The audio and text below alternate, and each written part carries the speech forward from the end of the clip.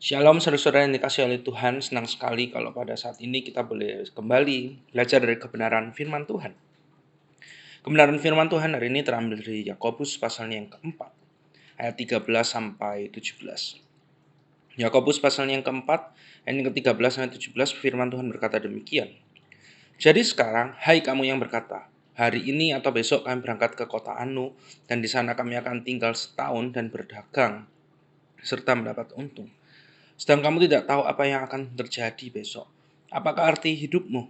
Hidupmu itu sama seperti uap yang sebentar saja kelihatan lalu lenyap. Sebenarnya kamu harus berkata, jika Tuhan menghendakinya, kami akan hidup dan berbuat ini dan itu. Tapi sekarang kamu memegahkan diri dalam congkakmu, dan semua kemegahan yang demikian adalah salah. Jadi jika seorang tahu bagaimana ia harus berbuat baik, tapi ia tidak melakukannya, ia berdosa. Saudara-saudara, ada banyak hal yang tidak pasti di dalam kehidupan kita bukan hanya sebagai seorang anak Tuhan ya, ketika kita hidup di dalam dunia yang sudah jatuh ke dalam dosa ini.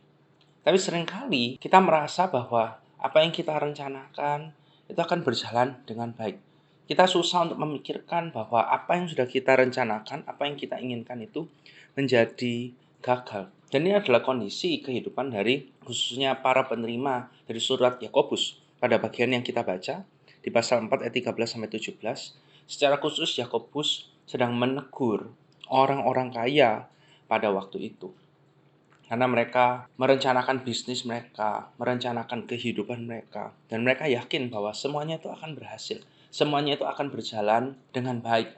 Tapi Yakobus mengingatkan mereka, ingat, kamu ini tuh hidupnya seperti uap, sebentar saja kelihatan lalu lenyap. Tidak ada yang tahu kapan kita akan terus hidup, berapa lama kita akan terus hidup di dalam dunia ini. Tapi saya pikir prinsip ini juga bukan hanya berlaku bagi orang-orang kaya, tapi bagi setiap orang di dalam hidup ini. Kita perlu memikirkan bahwa kita tidak pernah tahu. Yang berkuasa atas hidup kita bukan diri kita. Yang berkuasa adalah Tuhan.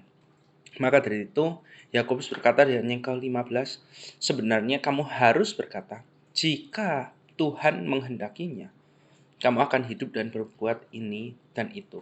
Jadi yang pertama, hal yang perlu kita sadari ketika kita merencanakan segala hal yang ingin kita lakukan, membuat rencana dalam pekerjaan bisnisnya kita.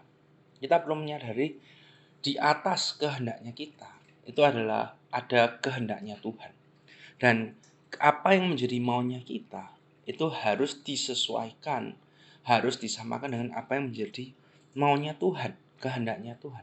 Karena kalau Tuhan tidak mau, kalau Tuhan tidak berkehendak, ya apapun yang kita lakukan tidak akan ada yang berhasil, tidak akan ada gunanya. Kita mau berjuang mati-matian, tapi kalau Tuhan berkata tidak, ya kita tidak akan pernah mencapai hal yang kita inginkan itu. Lalu yang kedua, ketika kita sudah menyadari bahwa di atas kehendaknya kita ini adalah kehendaknya Tuhan, maka yang berikutnya, kalau kita bisa hidup, kalau rencananya kita itu bisa berjalan dengan baik, hal yang kedua yang perlu kita sadari, berarti itu adalah anugerah. Hidup adalah anugerah. Bukan karena kemampuan kita, tapi karena Allah yang mengizinkan. Karena Allah yang beranugerah dalam hidup setiap dari kita. Saudara-saudara, biarlah dua prinsip ini yang terus kita hidupi, yang terus kita jalani dalam perjalanan hidup kita, khususnya mengakhiri tahun 2023 dan memasuki tahun 2024. Amin. Mari sama-sama kita berdoa. Tuhan, biarlah dalam segala hal yang kami rencanakan, biarlah dalam segala hal yang kami lakukan, kami dapat terus mengingat bahwa kehendak-Mu yang perlu terjadi. Dan biarlah dalam hidup kami mau senantiasa taat, tunduk pada apa yang menjadi kehendak-Mu. Dalam nama Tuhan Yesus kami berdoa. Amin.